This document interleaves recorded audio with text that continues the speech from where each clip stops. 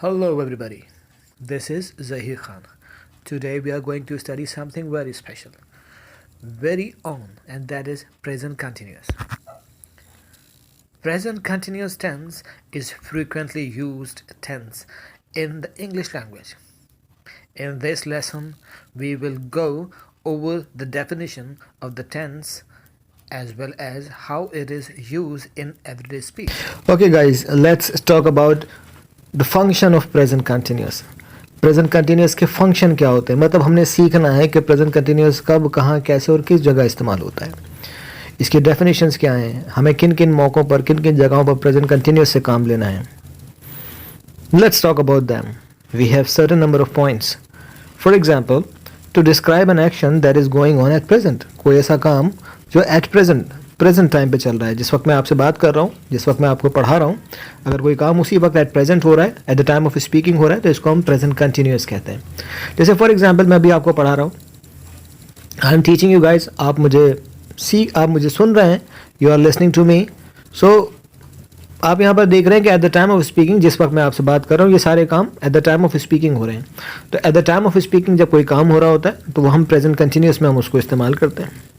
इसी तरीके से अगर आपके दरमियान कोई ऑन गोइंग ट्रेंड है, मतलब फॉर एग्जांपल अगर हम बात करें, आजकल कोई ट्रेंड चल रहा है, जैसे हर कोई जानता है कि आजकल ऑन गोइंग ट्रेंड क्या है. आजकल ऑन गोइंग ट्रेंड है corona virus. Everybody is talking about corona virus.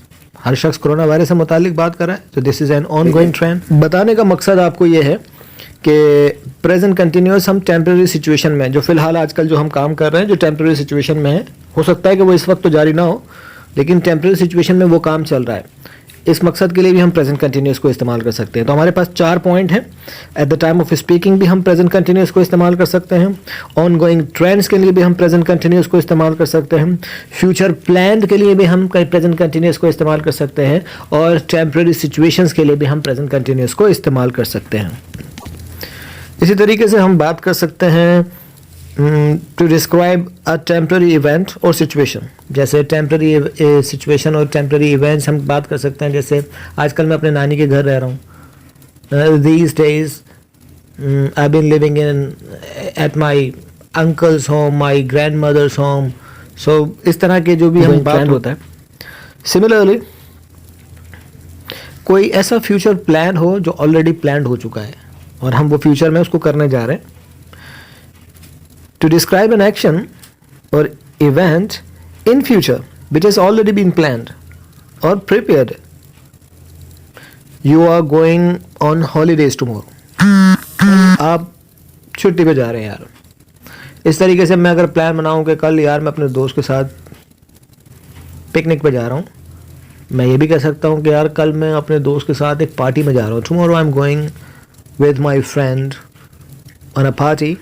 So, okay, let's talk about the structure, the formation of present continuous. कि present continuous कैसे बनता है, उसका structure क्या है. तो definitely हर subject की तरह, हर structure की तरह यहाँ पर भी जो है वो पहले हमने subject इस्तेमाल करना है.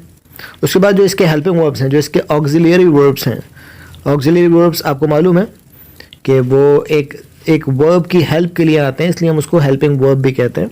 और वो प्रेजेंट कंटिन्यूस के होते हैं इज, एम, आ. और जो वर्ब की फॉर्म यहाँ पर इस्तेमाल होगी वो प्रेजेंट पार्टिसिपल, मतलब वर्ब की आईएनजी फॉर्म यहाँ पर इस्तेमाल होगी. और एक्स्ट्रा वर्ड्स, मतलब जो भी ऑब्जेक्ट्स होंगे वो यहाँ पर इसके हमने इस्तेमाल करने होंगे. तो ये है हमारे प्रेजेंट कंटिन्यूस का formula. Subject, helping verb, verb ING form and object. अब आप ये देखिए कि इस फॉर्मेट को देखिए. यहाँ पर हमारे पास सारे सब्जेक्ट्स हैं. ही, शी, इट, अली, ये सारे हमारे पास यहाँ पे सब्जेक्ट्स हैं. और helping verb is, am, are, ये हेल्पिंग वर्ब आपके सामने. तो सब्जेक्ट के बाद हेल्पिंग वर्ब आएगा, वो इज भी हो सकता है. सिचुएशन बने, अगर ही, शी, इट होगा तो इज होगा. अगर ये सब्जेक्ट आपके पास होंगे वी, आर, दे, तो हमने वी, यू, आर, तो अपने आर इस्तेमाल करना है. और अगर आई आपके पास है तो आपने एम इस्तेमाल करना है. वर्ब की, जैसे आपको बताया था, वर्ब की ING form taking, cooking, training, flying, working, ये वर्ब का आईएनजी फॉर्म इस्तेमाल करनी है. और इस तरीके से उसके बाद आपने ऑब्जेक्ट इस्तेमाल करना है. अगर मैं कहूँ कि आई एम प्लेइंग क्रिकेट, इसका मतलब आई सब्जेक्ट हो गया, एम हेल्पिंग वर्ब हो गया, प्लेइंग वर्ब की आईएनजी फॉर्म हो गई और क्रिकेट जो है ये आपका ऑब्जेक्ट हो गया। तो ये फॉर्मेशन आपने इस्तेमाल करनी है। तो अगर हमने जब प्रेजेंट कंटिन्यूअस सेंटेंस बनाने हैं, प्रेजेंट कंटिन्यूअस के सेंटेंसेस बनाने हैं, तो हम इस पर्टिकुलर स्ट्रक्चर के मुताबिक बनाएंगे। जैसे अगर मैं कहूँ कि मैं इंग्लिश बोल रहा हूँ, आई एम स्पीकिंग इंग्लिश, मेरा दोस्त टीवी देख रहा है, my friend is watching TV, या ये हमारे पास पर्टिकुलर स्ट्रक्चर होता है। अगर आप इसको नेगेटिव बनाना हो, अगर आपको इन प्रेजेंट कंटिन्यूअस के नेगेटिव बनाना हो, तो आपने जो इसके हेल्पिंग वर्ब है उसके बाद नॉट लगाना है। जैसे मैं इंग्लिश नहीं बोल रहा हूँ, I am not speaking English, वो उर्दू नहीं बोल रहा है, इज़ नॉट स्पीकिंग उर्दू। इस तरीके से मेरा दोस्त क्रिकेट नहीं खेल रहा है, my friend is not playing cricket. और अगर आपने इसके इंट्रोडक्टरी बनाने हो, जहाँ पर क्वेश्चन है, क्वेश्चन में बनाना हो क्वेश्चन की फॉर्म में, तो आप क्या करेंगे, हेल्पिंग वर्ब को पहले लेकर आ जाएंगे। इसका मतलब सब्जेक्ट से पहले आपने हेल्पिंग वर्ब इस्तेमाल करना है। मसलन आप क्या खा रहे हैं, ये तो WH हो जाएगा। प्रेजेंट कंटिन्यूअस के अफर्मेटिव सेंटेंस की सारी एग्जांपल्स आपके पास मौजूद हैं। इस तरीके से अगर आपने नेगेटिव बनाने हो, तो नेगेटिव्स के लिए आपने हेल्पिंग वर्ब के बाद नॉट इस्तेमाल करना है। और अगर आपने इंटरोगेटिव्स बनाने हैं, तो इंटरोगेटिव्स के लिए आपने इस्तेमाल करना है इज एम आर, मतलब हेल्पिंग वर्ब पे आपने हेल्पिंग वर्ब से इस्तेमाल करना है। So I am playing cricket, I am not playing cricket, am I playing cricket. You are going, you are not going, are you going, we are going, we are not going, are we going? So these sort of sentences आपने बना। ऐसा रहा आज का हमारा session, यकीनन आपको बहुत पसंद आया होगा।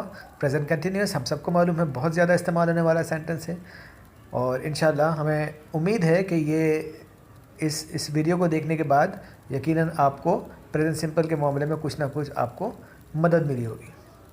चलिए, बहुत शुक्रिया, बहुत शुक्रिया आपका।